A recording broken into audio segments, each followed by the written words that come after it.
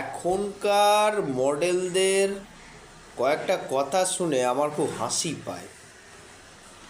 তাদের বক্তব্য হচ্ছে ভালো মডেল হতে গেলে আগে বুকের লোমটা কামাতে হবে, গায়ের লোম কামাতে হবে, যে যে জায়গায় লোম আছে আগে কামাতে হবে, জিম বেসড বডি হতে হবে।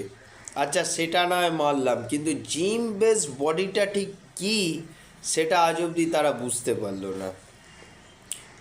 ভালো অ্যাট্রাকটিভ সেক্সি হট যে বডি, সেই বডি কোনো দিনই বডি বিল্ডিংয়ের যে বডি সেই বডি কিন্তু হয় না।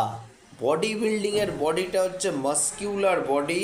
Muscular body is perfect for action. আর ভালো মডেলিংয়ের জন্য আপনি যে বডিটা চাইছেন, that's body is not same to same body building.